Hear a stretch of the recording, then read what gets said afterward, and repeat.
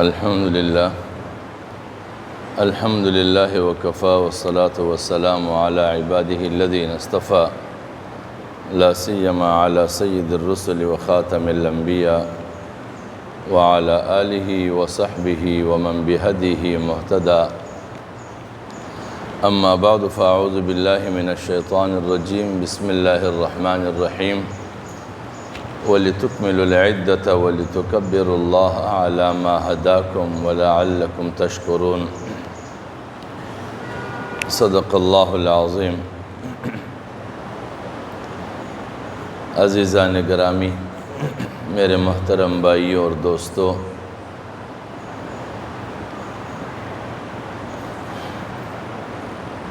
آج کا یہ دن جس میں روئی زمین پر امت مسلمہ اکٹھی ہوتی ہے، یہ عید الفطر کہلاتا ہے، اور عید الفطر کا یہ دن بنیادی طور پر امت مسلمہ کی وحدت اور یکجہتی کا دن ہے۔ جس طرح ماہ رمضان المبارک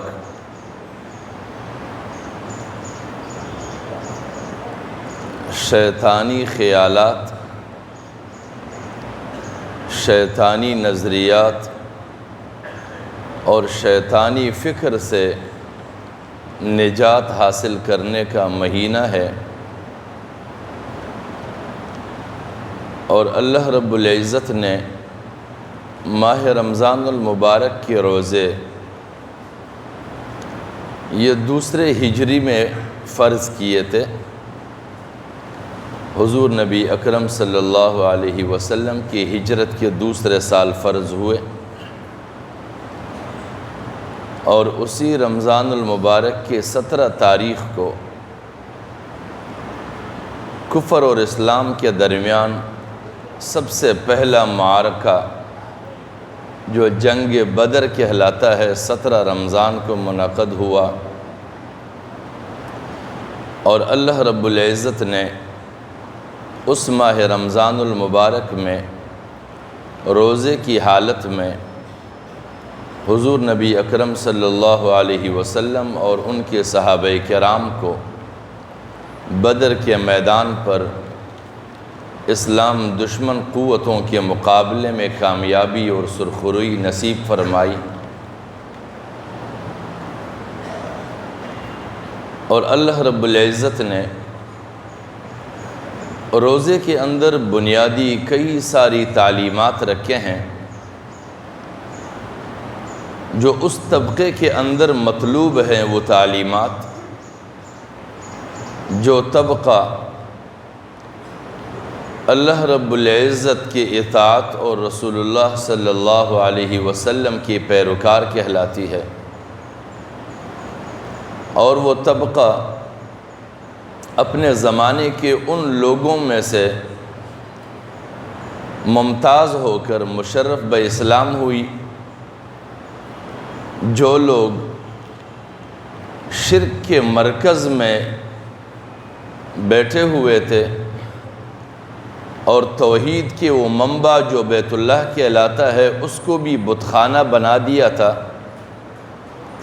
360 بت سجائے رکھے تھے بیت اللہ میں مشرکین نے، اور اس مشرکین کے گڑھ میں سے اللہ رب العزت نے توحید پرستوں کو پیدا فرمایا،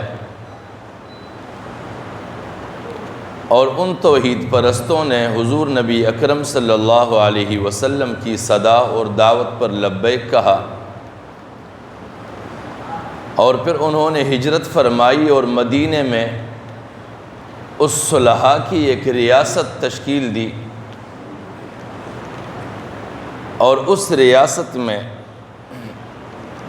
اس کی تربیت کے لیے ماہ رمضان کے روزے فرض کرائے گئے۔ ماہ رمضان کے روزے کی فرضیت اس لیے لازمی ہوئی تاکہ اس کے نتیجے میں کچھ مخصوص تبدیلیاں پیدا ہوں۔ ان مخصوص تبدیلیوں میں سے ایک تبدیلی یہ کہ جب مکہ مکرمہ میں مشرکین کی اجتماع تھی اور اس کی قوت موجود تھی، تو مشرکین کے جو سردار تھے، جو ان کے رؤساء تھے، ان رؤساء اور سرداروں نے اس مکے کی باشندگان کو بھی طبقوں میں تقسیم کیا تھا، کچھ بالادست طبقہ اور کچھ زیر دست طبقہ، کچھ آزاد اور خوشحال طبقہ اور کچھ ان کے زیر اثر غلام طبقہ۔ اور وہ غلام طبقہ انتہائی دشوار اور مشکل ترین زندگیاں گزارتے تھے، فاقوں میں ان کے ایام کٹتے تھے، اور یہ احساس ان مکے کے لوگوں میں پیدا کرنا کہ جو شرک سے مشرف بے اسلام ہوئے تھے، حضور نبی اکرم صلی اللہ علیہ وسلم کے ہم سفر بنے تھے، انہیں یہ احساس دلانا تھا کہ جب روزے رکھے جائے تو روزے رکھ لینے کی صورت میں جب کھانا اور پینا دونوں اللہ رب العزت کی خوشنودی اور رضامندی کے لیے چھوڑ دیے جائے تو بھوک اور پیاس کی حالت میں عملی طور پر ان پہ کیا گزرتا ہے، اس کے نتیجے میں یہ احساس ہو کہ وہ لوگ جن کے پاس اکثر اوقات یا کھانے کی بندوبست نہیں ہوتا یا پھر پینے کی بندوبست نہیں ہوتا، ان کے بارے میں فکر مندی کا احساس پیدا ہونا۔ اور دوسری بات، روزہ انسان کے اندر صبر و تحمل اور استقامت پیدا کرتا ہے۔ صبر و تحمل اور استقامت یوں کہ یہ چیزیں جو اللہ رب العزت نے بنیادی طور پر جائز قرار دے دیے ہے، حلال کھانا اور حلال پینا، لیکن روزے کی حالت میں وہی حلال کھانا بھی منع کر دیا جاتا ہے اور حلال پینا بھی منع کر دیا جاتا ہے، اور اس کے ساتھ ساتھ پھر یوں بھی بتایا جاتا ہے، حضور نبی اکرم صلی اللہ علیہ وسلم کا فرمان ہے جس میں وہ فرماتے ہیں کہ من لم یدع قول الزور والعمل به فلیس للہ حاجۃ فی ان یدع طعامہ وشرابہ، کہ جو لوگ روزے کی حالت میں جھوٹ بولنا نہ چھوڑ دے یا جھوٹ پر عمل نہ چھوڑ دے، اللہ رب العزت کو ایسے روزے دار کی، ایسے روزے کی کوئی ضرورت نہیں ہے کہ محض کھانا پینا وہ چھوڑ دے۔ یعنی کھانے اور پینے کے ساتھ ساتھ دیگر کئی ساری وہ چیزیں جو منہیات ہے، جو ممنوعات ہے، انہیں بھی ترک کیا جائے جو عمومی زندگی میں بھی ممنوع ہے۔ یعنی گالم گلوچ عموماً زندگی میں ممنوع ہے، کسی کی برائی کرنا عمومی زندگی میں ممنوع ہے، بغض اور حسد اور نفرت اور غیبت یہ عمومی زندگی میں ممنوعات ہے، اور انسانی زندگی کا بھی اس کے اوپر کوئی انحصار نہیں ہے کہ اگر وہ جھوٹ نہ بولے تو ان کی زندگی نہ چلے، وہ بغض اور عداوت اور نفرت نہ کرے تو اس کی زندگی نہ چلے، وہ گالم گلوچ نہ کرے، کسی کے ساتھ لڑے جھگڑے نہیں تو اس کی زندگی نہ چلے، ایسے بھی نہیں ہے۔ یعنی انسانی زندگی کا کوئی دار و مدار ان چیزوں پر نہیں ہے۔ اور دوسری طرف وہ چیزیں کہ جس کے اوپر ایک ایک فرد کی زندگی اور اس کی توانائی کا انحصار ہے اور اس کا دار و مدار ہے، وہ کھانا اور پینا ہے، اور اللہ رب العزت حکم دیتا ہے کہ روزے کی حالت میں کھانا اور پینا نہیں ہے، طلوع فجر سے غروب آفتاب تک۔ اور یہ ایک عملی پریکٹس ہے، اللہ رب العزت 30 دنوں تک عملی طور پر تجربے کے ساتھ ہمیں دکھاتا ہے کہ اگر تم ان 30 دنوں تک مسلسل طلوع فجر سے غروب آفتاب تک کھانا اور پینا چھوڑ سکتے ہو، جو جائز چیزیں ہیں لیکن میں نے منع کیے ہیں، تو وہ چیزیں کیوں نہیں چھوڑ سکتے جس کو مستقل منع کیا گیا ہے، جس پر تمہاری زندگی کا کوئی انحصار نہیں؟ تو اس کا مقصد یہ ہے کہ روزے کے ذریعے سے اللہ رب العزت ایک مستقل نیا معاشرہ تشکیل دینا چاہتے ہیں، اور ان لوگوں کے درمیان اس معاشرے کو تشکیل دینا چاہتا ہے جو طبقہ اپنے آپ کو امت مسلمہ کہتے ہیں، لیکن امت مسلمہ ہونے کے باوجود اس کے عملی زندگی میں کمی کوتاہیاں ہوں۔ ان کمی کوتاہیوں کو دور کر کے اس آیت کا مصداق بنایا جائے اس امت کو، جس آیت میں اللہ رب العزت فرماتے ہیں کہ یا ایھا الذین آمنوا، اے ایمان والو، ادخلوا فی السلم کافہ، کہ اسلام میں پورے کے پورے داخل ہو جاؤ۔ اب پورے کے پورے داخل ہونے کا مقصد یہ ہے کہ زندگی کا کوئی گوشہ، کوئی عمل، کوئی حرکت بھی اللہ رب العزت کے مطلوب طریقے سے ہٹ کر نہ ہو۔ ہماری زندگی جب ہم ایمان کے دائرے میں داخل ہوتے ہیں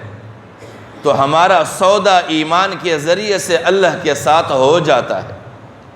جس کے بارے میں اللہ رب العزت فرماتے ہیں ان اللہ اشترى من المؤمنین انفسهم واموالهم بان لهم الجنہ،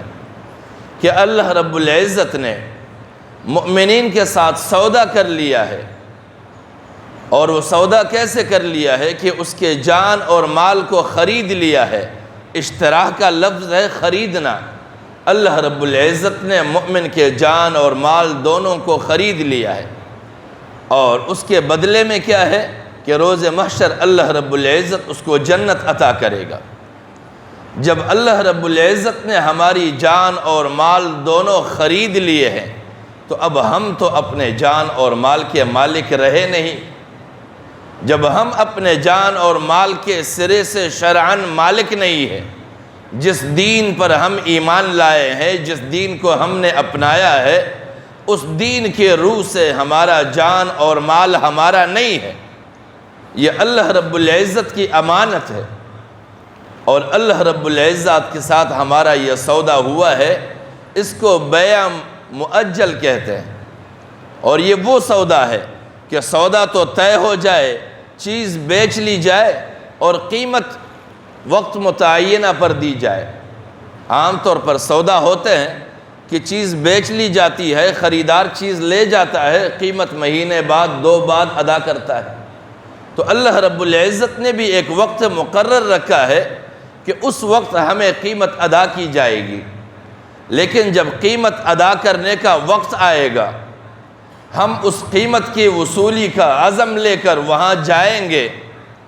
اور وہ ہم سے پوچھے گا نہیں کہ جو سودا میں نے کیا تھا وہ مال مجھے ملا بھی ہے کہ نہیں، تیرا جان میرے مطلب کے مطابق صرف ہوا ہے یا نہیں، اور جو مال میں نے تجھ سے خریدا تھا جنت کے بدلے، وہ مال میرے مرضی سے صرف ہوا ہے یا تیری مرضی سے۔ اور پچھلے امتوں میں بھی یہی ہوا ہے کہ حضرت شعیب علیہ السلام کو اس کا قوم کہتے ہیں قالوا یا شعیب اصلاتک تأمرک ان نترک ما یعبد آباؤنا وان نفعل فی اموالنا ما نشاء، کہ اے شعیب علیہ السلام، کیا تمہارے رب نے اور تمہاری نمازوں نے تمہیں یہی سکھایا ہے کہ تم جو چاہو ہم وہ کرے اور جیسا تم چاہو ہم مال وہاں خرچ کرے؟ تو پچھلے امتوں نے بھی یہ شکوے انبیاء سے کی ہے، لیکن انبیاء کرام نے یہی فرمایا کہ اگر تم نے دین کی اتباع کرنی ہے اور اللہ رب العزت کو اپنا مالک حقیقی مانا ہوا ہے اور اس کی بندگی اس عزم کے ساتھ ہے کہ اس سے انعام اور قیمت وصول کرنی ہے، تو پھر اس کے قیمت کے بدلے خریدی ہوئے مال کو اس تک پہنچانا بھی لازمی۔ اب لازمی نہیں ہے کہ وہ مال براہ راست وصول کرے، جان اللہ رب العزت کے بتائے ہوئے ضابطے کے مطابق چلایا جائے، مال جو مصارف اللہ نے بتائے ہیں ان مصارف پر صرف کیا جائے تو وہ اللہ تک پہنچتے ہیں، کیونکہ جس کو بھی اللہ رب العزت نے نوازا ہے وہ اللہ رب العزت اور ان ضرورت مند انسانوں کے درمیان وسیلہ رزق اللہ نے بنایا ہے ان کو، کہ وہ اللہ رب العزت کے ان مظلوم اور ان مفلوق الحال اور ضرورت مند انسانوں تک اللہ رب العزت کی نمائندگی کا کردار ادا کرے۔ عموماً لوگ صاحب حیثیت لوگوں کو انتہائی زیادہ صاحب عظمت سمجھتے ہیں، لیکن عموماً میں عرض کرتا ہوں دینی تعلیمات کے تناظر میں کہ انتہائی زیادہ صاحب ثروت اور صاحب حیثیت وہ قابل رحم ہے، کیونکہ وہ دو اعتبار سے آزمائش میں ہے۔ ایک اس اعتبار سے آزمائش میں ہے کہ اللہ رب العزت نے اسے نوازا ہے، اس کی ضرورت کی تکمیل کے لیے بھی اور ضرورت مندوں کی ضرورت کی تکمیل کے لیے بھی اللہ رب العزت نے رزق کا وسیلہ بنایا۔ اگر وہ اس پر عمل کرے تو وہ اللہ رب العزت کا نمائندہ بنا اور رزق پہنچانے کا ذریعہ بنا اور اللہ رب العزت کی یہاں اجر کا حقدار ٹھہرا۔ لیکن اگر اس نے اس میں کنجوسی اور بخل دکھایا اور وہ فرض زکوٰۃ کی ادائیگی میں بھی سستی برتی تو اس نے دو ظلم کیے۔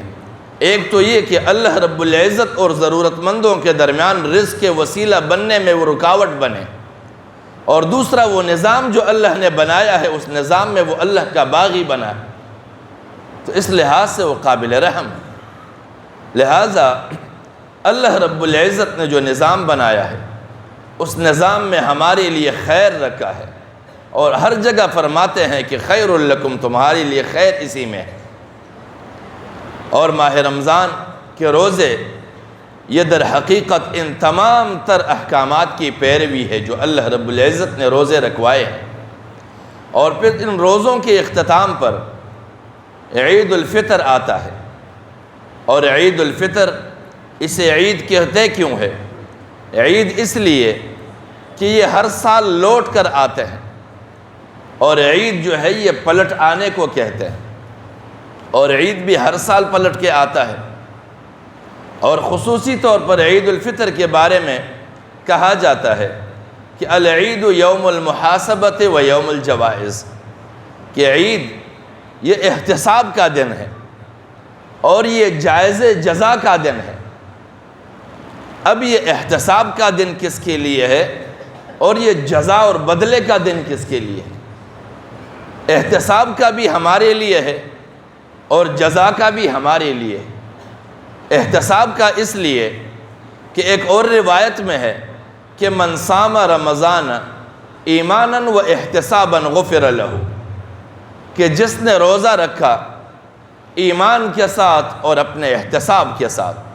تو اللہ رب العزت نے ان کے خطاؤں اور گناہوں کو معاف کر دیا۔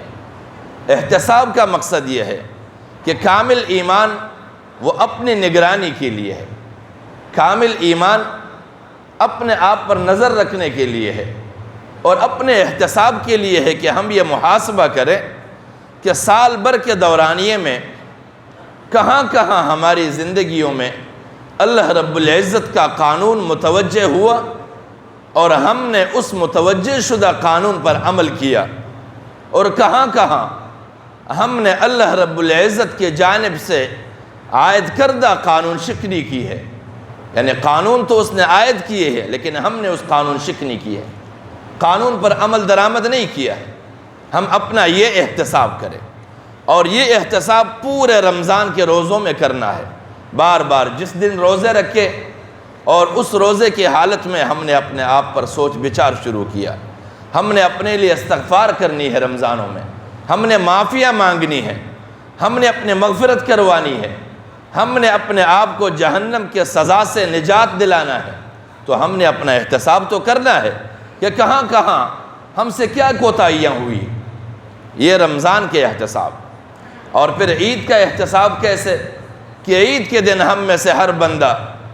اس بات کا احتساب کرے اپنے ساتھ کہ کیا مجھ پر جو روزے فرض تھے اور من جانب اللہ فرض عائد کیا گیا تھا، ہم نے وہ روزے کاملاً رکھے ہیں یا نہیں، ہم نے اس میں سستی برتی ہے یا نہیں، ہم نے پابندی کی ہے یا نہیں، ہم نے روزوں کی تقاضوں کی تکمیل کی ہے یا نہیں۔ روزے تو مجھ میں تبدیلیاں چاہتے تھے، کیا روزے کے اول دن سے جیسے میں تھا اور اس کے بعد روزہ مجھے بدلتا بدلتا عید کے اختتام پر میں کوئی نیا انسان بنا ہوں یا ویسا کہ ویسا ہوں؟ اگر مجھ میں تبدیلی آئی ہے تو واقعتاً میں نے اپنے آپ کو بدلا ہے، اور یہ میرا روزہ وہی روزہ ہے جو اللہ کو مطلوب تھا۔ اگر میں ویسا ہی ہوں جو رمضان سے پہلے تھا اور رمضان کے اختتام پر بھی ویسا ہی ہوں، تو مجھے سمجھ جانا چاہیے کہ میں نے رمضان کے مہینے کو ضائع گزار دیا۔ یہ احتساب ہے، اور جائز جزا کا دن اس لیے ہے کہ عید کے دن اللہ رب العزت ان تمام تر لوگوں کو بدلہ مغفرت عطا کرتا ہے جنہوں نے روزے پابندی کے ساتھ رکھے ہو۔ حضور نبی اکرم صلی اللہ علیہ وسلم کی ایک روایت ہے جس میں وہ فرماتے ہیں کہ عید الفطر کے دن فَإِذَا كَانَ يَوْمُ فِطْرِهِمْ بَاهَا بِهِمْ مَلَائِكَتُهُ کہ جب عید الفطر کا دن ہو تو اللہ رب العزت اپنے فرشتوں کے سامنے اپنے بندوں پر فخر کرتا ہے۔ فَقَالَ يَا مَلَائِكَتِي مَا جَزَاءُ أَجِيرٍ وَفَاءَ عَمَلُهُ فرشتوں سے فرماتے ہیں کہ ان لوگوں کا بدلہ کیا ہونا چاہیے جنہوں نے اپنے آپ پر عائد شدہ ذمہ داری کو پورا کیا ہو۔ قالوا ربنا جزاؤه ان يوفى اجره فرشتے جواب دیتے ہیں کہ اے ہمارے رب، ان کا بدلہ یہ ہے کہ جو بدلہ ان کے لیے متعین ہے وہ انہیں پورا پورا دے دیا جائے۔ اور پھر اللہ رب العزت فرماتے ہیں قال ملائکتی عبیدی وإمائی قضوا فریضتی علیہم کہ اے میرے فرشتوں تم گواہ رہنا میرے وہ بندے کہ جن پر ذمہ داری عائد تھی اور انہوں نے پوری کی ہے۔ ثم خرجوا يعوجون الى الدعاء پھر وہ نکلتے ہیں عاجزی کے ساتھ دعا مانگنے کے لیے۔ وعزتی مجھے میرے عزت کی قسم، وجلالی مجھے میری جلال کی قسم، وعلوی مجھے میری بلندی کی قسم، وارتفاع مکانی میرے بلند مقام کی قسم، لأجیبنہم کہ میں ضرور بالضرور ان کی دعاؤں کو قبول کروں گا۔ قال پھر اللہ رب العزت نے فرمایا فَيَقُولُ ارْجِعُوا قَدْ غَفَرْتُ لَكُمْ وَبَدَّلْتُ سَيِّئَاتِكُمْ حَسَنَاتٍ ان سے کہو کہ تم لوٹو عیدگاہوں سے ایسے حالت میں کہ ہم نے تمہاری ساری خطاؤں کو اچھائیوں میں بدل دیا اور تمہاری مغفرت کر دی۔ تو اس لیے عید الفطر کا دن یہ بدلے کا دن ہے، اور یہ ان کے لیے بدلے کا دن ہے کہ جنہوں نے روزے رکھے ہیں پابندی کے ساتھ، اور جنہوں نے نہیں رکھی ہے تو انہوں نے وہ فریضہ ہی ادا نہیں کیا ہے، اور پھر جنہوں نے ادا نہیں کی ہے تو اس سے ایک کوتاہی ہو گئی ہے، یا پھر بیماری لائق ہے تو عذر ہے، یا پھر سفر میں ہے تو عذر ہے، تو ان کے لیے اللہ رب العزت نے فرمایا وَلِتُكْمِلُوا الْعِدَّةَ تو ایسے لوگوں کو چاہیے ہے کہ وہ تعداد کو پوری کرے بعد میں، وَلِتُكَبِّرُوا اللَّهَ اور تاکہ وہ اللہ کی بڑائی بیان کرے۔ جب ہم تعداد پوری کریں گے تو گویا کہ ہم نے اللہ رب العزت کی بڑائی کو تسلیم کر لیا، اور اگر ہم تعداد کو پوری نہیں کرتے ہیں اور ان کی رعایت کردہ ذمہ داری کے مطابق روزے ہم نہیں رکھتے ہیں تو اس کا مقصد یہ ہے کہ ہم نے اللہ کی بڑائی کو عملاً تسلیم نہیں کیا ہے۔ ہمارا مثال تو پھر اس کے طرح ہوگا کہ ایک آقا کے غلام کو آقا تو کہے کہ مجھے پانی کی ضرورت ہے، اور وہ پھر اپنے آقا کی تعریفات شروع کر دے، اور اس تعریفات میں دنیا جہاں کی قلابیں ملائیں کہ میرا سر تجھ پہ قربان، میرے ہاتھ پیر تجھ پہ قربان، میری زندگی تجھ پہ نثار، میرے ماں باپ تجھ پہ قربان، یہ کہتے رہے وہ پورا دورانیہ گزر جائے لیکن وہ ایک قطرہ پانی اپنے آقا کے پاس نہ لائے، تو ان الفاظ کا دہرانے کا کوئی فائدہ ہے؟ کوئی فائدہ نہیں۔ تو ہمارے اللہ رب العزت کی بڑائی تسلیم کرنے کے لیے صرف زبان پر لفظ اللہ اکبر دہرانے سے اللہ کی بڑائی ثابت نہیں ہو جاتی ہے۔ اللہ تو ویسے ہی بڑے ہیں، ساری کائنات میں کوئی ایسی چیز نہیں جس سے وہ بڑا ہے، ہر چیز سے اکبر کا مقصد یہ ہے سب سے بڑا، کہ اس کا ہمسر ہی کوئی نہیں ہے، اس کا کوئی مثال نہیں ہے۔ لیکن ہمارے لیے بڑائی کی تسلیم کا یہ صورت ہے کہ ہم ان کے احکام اور قوانین کی پابندی کریں۔ ہم نے ماہ رمضان گزارا ہے، اور اس ماہ رمضان میں ہم میں وہ لوگ بھی ہے جو وزراء ہیں، وہ لوگ ہیں جو ایم این اے ہیں، وہ ہے جو ایم پی اے ہیں، وہ ہے جو کونسلر ہے، وہ ہے جو چیئرمین ہے، وہ افسران ہیں، وہ تانے دار ہیں، وہ بڑے بڑے منصبوں پر بیٹھے ہوئے ججز حضرات ہیں، وکلاء ہیں۔ ان سب کا جائزہ لیں، مارکیٹ میں کاروبار کرنے والے ہیں، ان سب کا ہم جائزہ لیں تو کیا تبدیلی آئی۔ ماہ رمضان المبارک میں ہر دکاندار سے لے کر ٹھیلے والے تک ہر فرد نے ماہ رمضان کو کاروباری اور منافع بخش سیزن مانا،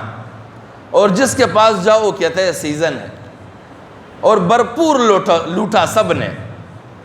اور یہاں تک کہ قانون کی حفاظت کرنے والے اداروں نے بھی لوٹا سب کو۔ جب قانون کے رکھوالے خود لوٹنے والے بنے تو پھر قانون کا نفاذ کیسے ممکن ہوگا؟ اور یہ سب نے دیکھا، کسی سے مخفی نہیں، روڈ گلی کوچے سب پر لوٹا گیا، اور سب نے لوٹا، ڈاکوؤں نے لوٹا، قانون کے چادر میں بھی لوٹا اور لا قانونیت میں بھی لوٹا۔ اور یہ ماہ رمضان سب پر گزرا اور سب کلمے پڑھنے والے ہیں، تو ہم میں کیا تبدیلیاں آئی؟